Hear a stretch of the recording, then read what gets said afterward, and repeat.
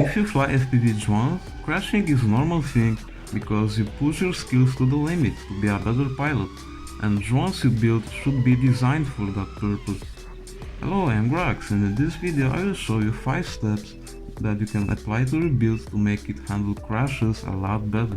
In order to do this, you need to remember that every build can be different, but I will show you some tricks that can improve durability and strength against crashes, being really universal, so you can apply these improvements in any normal FPV freestyle build.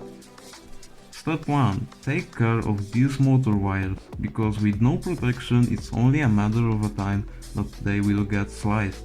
I also noticed that some BNFs come with small plastic protectors that get crushed after some crashes, so if you have one you can also upgrade that shell to something better.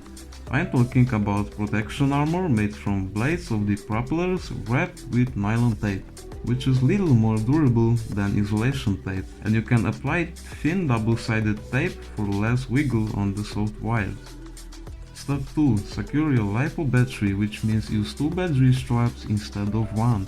Of course, if it's possible, and use high quality battery straps that are made from Kevlar or stitched synthetic leather with a metal buckle, not a plastic one, because it can crack really easily, and if you try to cheap out on these straps, you can lose 2 times or even more money by losing or destroying your LiPo, so it's really worth it to buy a good straps. Step 3. Securing your VTX antenna wire or pigtail wire is a must, because when you crash you should have antenna on elastic mount to make it bend, so with that also antenna wire can be pulled really hard, so just secure it with a zip tie to a frame or standoff. This can save your MMCX or UFL port on your VTX.